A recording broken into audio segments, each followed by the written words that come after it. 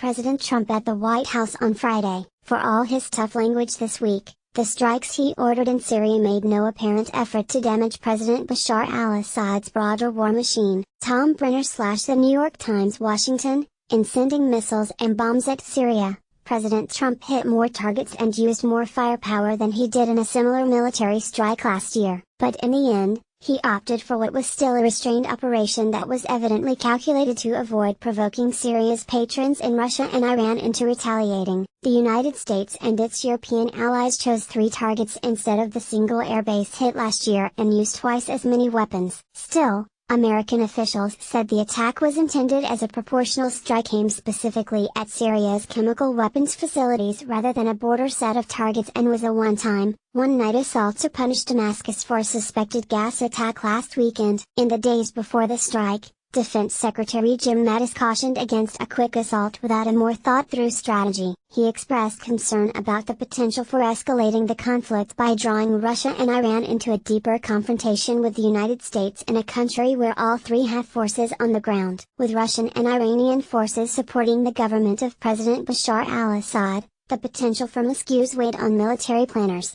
For all of Mr. Trump's tough language this week, the variant he chose made no apparent effort to damage Mr. Assad's broader war machine or his government's command and control of its forces beyond its chemical weapons. The one-night burst of ordnance appears unlikely to change the overall balance of forces in Syria 7 years into its bloody civil war, but the president hoped it would be enough to deter Mr. Assad from using chemical weapons again without being so damaging as to compel Russia and Iran to intervene. Mr. Mattis told reporters at the Pentagon on Friday night that the strike was devised to minimize the chances of accidentally killing Russian soldiers and limit the damage to facilities directly associated with Syria's chemical weapons arsenal. While he called it a heavy strike, he said, "Right now this is a one-time shot and I believe it has sent a very strong message to dissuade him, to deter him from doing it again."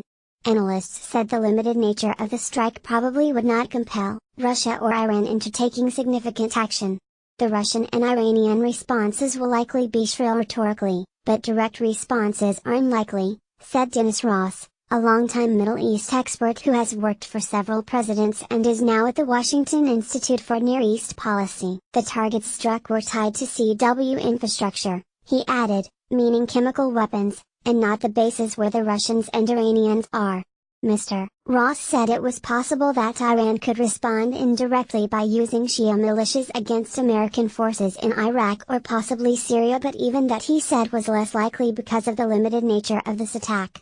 In the hours and days leading up to the strike, the potential consequences consumed officials meeting at the Pentagon, in the White House Situation Room and at Fort Meade, Maryland, where United States Cyber Command is situated. American officials doubted that Russia or Iran would counterattack directly against United States forces in the region, but they focused on the prospect of an asymmetric retaliation that would rely on Moscow and Tehran's formidable cyber abilities, one that would be harder for Washington to prepare for, or defend against. There was no immediate intelligence that such an attack was being planned. It was also uncertain how much either Russia or Iran would take the risk of widening the crisis in Syria with a cyber counterattack on the West, but American officials said they were girding to respond to a range of possible acts of retaliation, including an online strike that could block communications to United States troops in combat zones. Nikki R. Haley, the American ambassador to the United Nations, accused Syria of using banned chemical arms at least 50 times since the civil war began 7 years ago. Hector Retamil/Agence France Presse, Getty Images. The heated language in the days before the strike focused as much,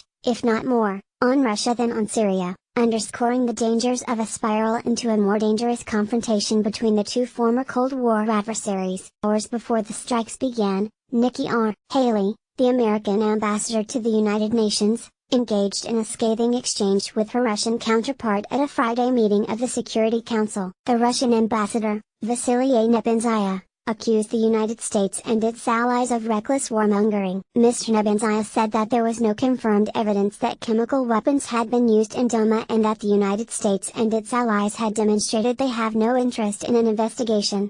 Mr. Trump's threats of a strike on Mr. Assad's forces, Mr. Nebenzia said, were unworthy of a permanent member of the Security Council.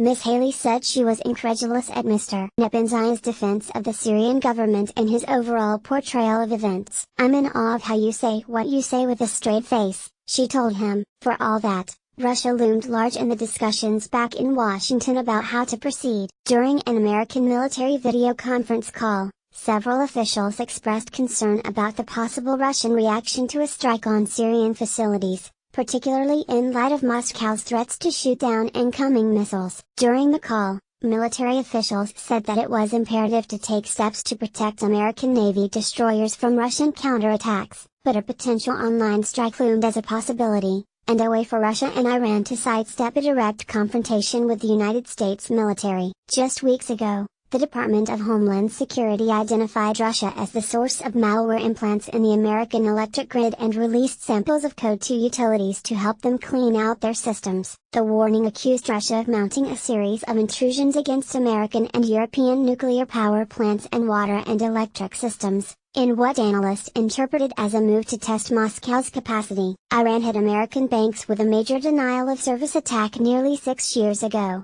and tried, unsuccessfully, to manipulate a dam in Westchester County, New York. Iran is among the most sophisticated mid-size powers in using cyber weapons, skills that the country has invested in heavily since the United States and Israel conducted a crippling online attack on its nuclear enrichment sites. As he prepared the military for retaliation, Mr. Mattis also warned of a potential propaganda counterattack by Syria, Russia and Iran after a Western strike. Defense Department officials underscored the need to show the world convincing evidence that Mr. Assad's government indeed initiated a chemical attack in Douma. Russian troops and mercenaries are deployed to Syria, and Iranian forces and militias are also in the country, and could retaliate against the thousands of American troops in Syria and Iraq. United States personnel in Erbil, a Kurdish city in northern Iraq, were readying for a potential Iranian attack on their forces there, according to an American official. With days of warning that Mr. Trump planned to take action,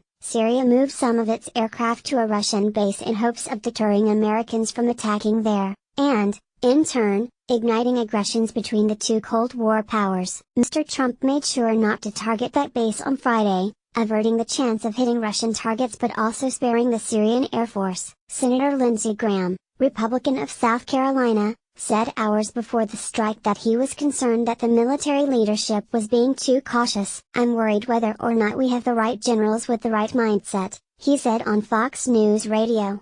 "If our military leaders are listening to Putin and we back off because Putin threatens to retaliate, that is a disaster for us throughout the world," he added. "You can't let one dictator tell you what to do about another who has crossed 2 red lines." Peter Baker reported from Washington, and Rick Gladstone from New York. Helene Cooper, Thomas Gibbons Neff and David E. Sanger contributed reporting from Washington, and Eric Schmidt from Agadez, Niger. A version of this news analysis appears in print on April 14, 2018, on page A9 of the New York edition with the headline, "After Days of Tough Talk, U.S. chooses a restrained response in Syria."